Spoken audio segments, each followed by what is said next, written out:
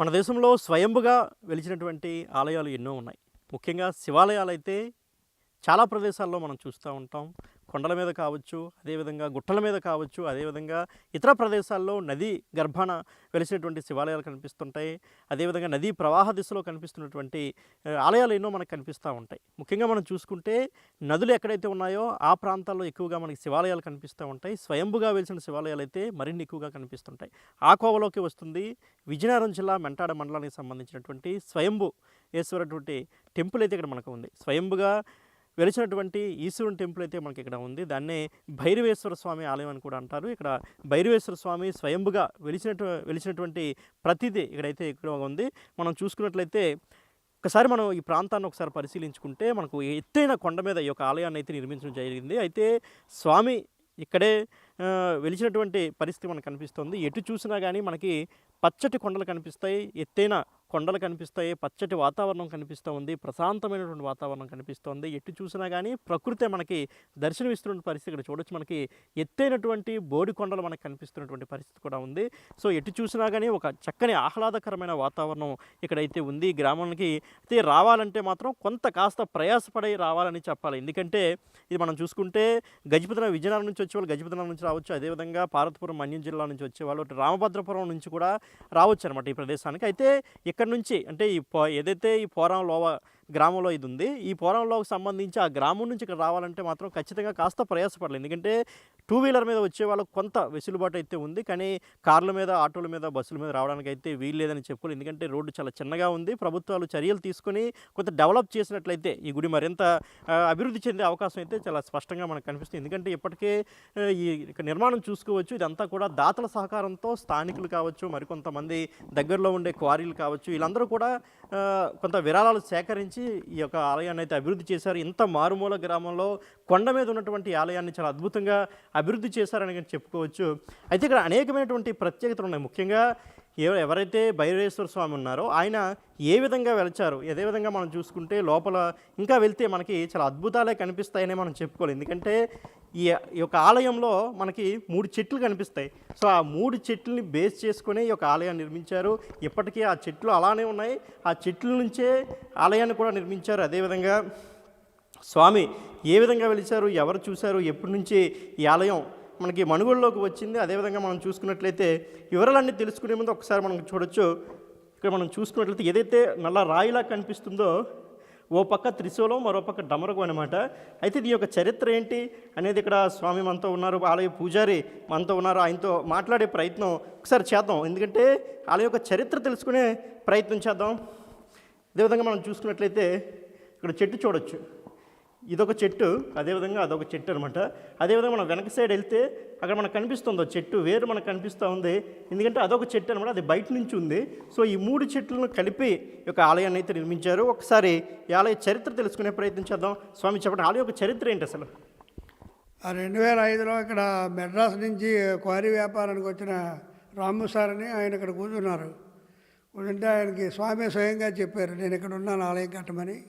అప్పుడు రాళ్ళు కప్పబడి ఉండేది ఇది. ఆ స్వామి చెప్పిన తర్వాత అతనికి భయం వేసి కిందకి వెళ్ళి ఇక్కడ ఉన్న దొరలను అడిగితే వాళ్ళు ఫలానా ఆ చెట్టు కింద లింగం ఉందని చెప్పారు. వెంటనే 2005-06 టైంలో ఆ రాము సార్ అనే స్వామి ఈ ఆలయాన్ని నిర్మించడం జరిగింది.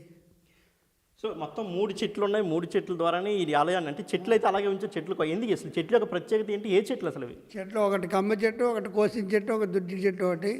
ఈ చెట్లు తీస్తే ఇంత మునుపు ఆ కొమ్మలు కొట్టినవాడు మరణించారని చెప్పి ఆ చెట్టు అలా ఉంటుండగానే ఆలయం కట్టారు. ఆ కొమ్మలతో ఆ చెట్లు తీయకుండాను. అంచేత దాంట్లో ఉన్న నిదర్శనం అది. ఈ నీడని తీసినట్టుగా అయితే స్వామి ఒప్పుకోలేదనే భయంతో ఈ చెట్లు అలా ఉంచేసి ఆలయం స్లాబ్ వేశారు. ఓకే, అంటే ఇది ఇప్పుడు మద్రాసు నుంచి వచ్చే వ్యక్తి కల్లో కనిపించే స్వామి చెప్పారు. అంతకుముందు ఎవరు ఇక్కడికి వచ్చేవారు? కూర్చునేవారు. ఆయన భోజనానికి కోసం ఇక్కడ కూర్చునేవారు. టౌన్ నుంచి భోజనం తెప్పించుకుని చెట్ల కింద తినేవారు. ఈ పక్కనే క్వారీ ఉండేది. ఆ క్వారీ లారీలు గట్ట వెళ్తుంటే ఇక్కడ కూర్చుని భోజనం కోసం వెయిటింగ్ చేస్తుంటే స్వామి చెప్పారు, ఇలా నేను చెట్టు కింద ఉన్నాను ఆలయం కట్టమని. అతను భయపడి కిందకి వెళ్ళి దొరలను అడిగారు, ఏంటి శబ్దం వస్తున్నది అక్కడ, ఆలయం కట్టమని ఇక్కడ ఉన్నానని. అంటే అప్పుడు వాళ్ళు చెప్పారు, ఇది భైరవేశ్వర స్వామి అండి, కొన్ని వందల సంవత్సరాల నుంచి ఇక్కడ ఆ చెట్టు కింద లింగం ఉంది. అడవికి వెళ్ళే వాళ్ళందరూ ఒక రాయి వేస్తుంటే లింగం మూసివేయబడిపోయింది. ఆ కిందన అది ఓపెన్ చేస్తే లింగం కనబడుతుంది, కాబట్టి ఆ ప్రయత్నం చేయండి అని చెప్పారు. ఆ తర్వాత ఆ స్వామి, ఆ రాము సార్ అని అతను ప్రయత్నం చేసి ఈ ఆలయం కట్టించడం జరిగింది. సో ఇక్కడ మనం చూసుకుంటే డమరకం ఒక పక్క త్రిశూలం కనిపిస్తుంది. దాని గురించి ఏం చెప్తారు వాటి గురించి? అవి స్వామితో పాటు అవి ఆ రాయి మీద కొన్ని వందల సంవత్సరాల కిందటి నుంచి ఉన్నవి అవి. ఇప్పుడు కొత్తగా వచ్చిన కదా, ఎప్పుడైతే ఈ లింగాన్ని బయటకు తీసారో ఆ తీసినప్పుడే డమరకం అది దాని మీద ఉన్న విభూతి వేస్తే క్లియర్గా ఒక పక్క త్రిశూలం ఒక పక్క డమరకం కనపడతాయి. సో ఇదన్నమాట. మనం చూసుకున్నట్లయితే 3 చెట్లు కూడా స్వామివారి ఇక్కడే ఉన్నారనడానికి నిదర్శనం. వాటిని కొమ్మలు కొట్టినా కానీ కొమ్మలు కొట్టిన వ్యక్తి చనిపోయినట్టయితే చరిత్ర చెప్తుందని చెప్తున్నారు. అందువల్ల చెట్లను కొట్టడానికి ఎట్టి పరిస్థితుల్లో వాళ్ళు ఒప్పుకోలేదు. చెట్లు ఉంటుండగానే ఆలయం నిర్మించారు. అదేవిధంగా అడవికి వెళ్తే ఇటు నుంచి అడవికి వెళ్తున్న వాళ్ళందరూ ఒక్కొక్క రాయి వేయడం వల్ల ఆ శివలింగం ఏదైతే ఉందో అది పూర్తిగా కప్పవేయబడింది. అయితే స్వామి యొక్క ఎవరైతే మద్రాసు నుంచి వచ్చారో ఆ వ్యక్తికి అంటే ఎక్కువగా ఆ వ్యక్తి ఇక్కడే ఈ చెట్ల దగ్గరే కూర్చొని భోజనం చేయడం, ఆ క్వారీలో పనిచేయడం ఇవన్నీ చేసుకోవడం స్వామి తనకు కనిపించి ఇవన్నీ చెప్పడంతో ఈ యొక్క ఆలయాన్ని నిర్మించామని చెప్తున్నారు. చూసుకోవచ్చు మొత్తం ఈ ఆలయం అంతా కూడా ఎటు చూసినా కానీ చాలా గొప్పగా అభివృద్ధి చెందినటువంటి ఆలయంగానే మనం చెప్పుకోవచ్చు. మరోపక్క అయితే ఇక్కడ రావడానికి కొంత ప్రయాస అయితే ఉంది. దాని గురించి ఏం చెప్తారో ఒకసారి తెలిసి చెప్పండి. ఇక్కడ రావడానికి అయితే కొంత ప్రయాసపడుతున్న పరిస్థితి అయితే ఉంది. అంటే మేము 2 వీలర్ మీద వచ్చాం కాబట్టి పర్వాలేదు. 4 వీలర్స్ మీద నుంచి వచ్చే వాళ్ళకి ఇబ్బందిగా ఉంది. దాని గురించి అంటే ఇంతవరకు ఎవరి దృష్టికి తీసుకెళ్లారా? ఇంతవరకు చాలా రాజకీయ నాయకులకు పెట్టారండి ఇక్కడి నుంచి చాలాసార్లు, కానీ గ్రాంట్ అవ్వలేదు. రోడ్డు మాత్రం చాలా అర్ధానంగా ఉంది. చాలా దూరం నుంచి వస్తుంటారు ఇక్కడికి, ఏ ప్రయాసాలకు వచ్చి వేసంగిలో వస్తారు, ఎందుకంటే వర్షాకాలం అయితే రాలేరని చెప్పి. అంటే రోడ్డు వేస్తే ఇంకా దీనికి చాలా బాగుంటుంది. చాలా వందల కొద్ది జనాభా వచ్చి దర్శనం చేసుకోవడానికి అవకాశం ఉంటుంది. అంటే మనకి ఇప్పుడు శివరాత్రి ఎటువంటి పండుగలు ఇక్కడ బాగా చేస్తుంటారా? శివరాత్రులు ఇంచుమించు 10,000 మందికి భోజనాలు జరుగుతాయండి ఇక్కడ. శివరాత్రికి ఇంచుమించు 25 ప్యాకెట్లు రైసు, పులిహోర, చక్కెర పొంగల్ అవి ఏర్పాటు చేస్తారు.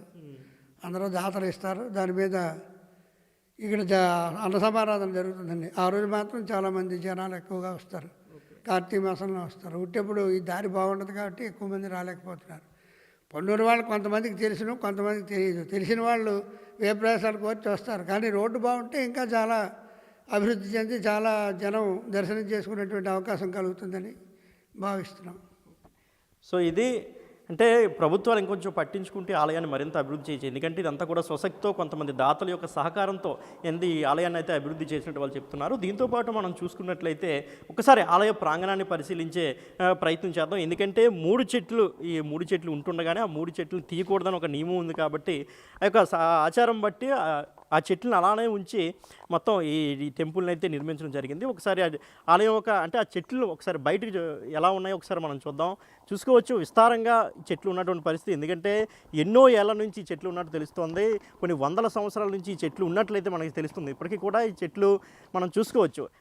బ్రాంచెస్ మనకు కనిపిస్తున్నటువంటి పరిస్థితి అయితే ఉంది. వాటితో పాటు 3 చెట్లను కూడా మనం ఒక్కసారి మనం చూసుకుంటే ఏదైతే స్టార్టింగ్లో ఏదో ఒకటి కనిపిస్తూ ఉంది, కింద నుంచి ఏదైతే గుడి బయట ఉందన్నామో అది గుడి బయట ఉన్నటువంటి చెట్టు అనమాట ఇది.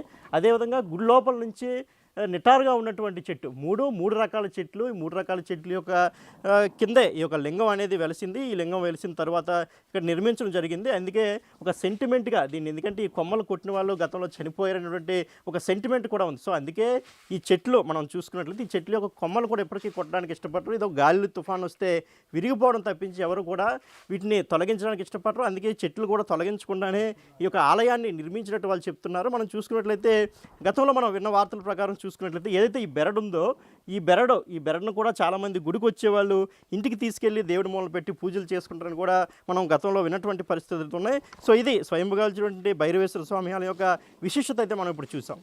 కెమెరామెన్ హరీష్తో Shivashankar, big TV, Vizianagaram. For more videos like this, subscribe Big TV channel.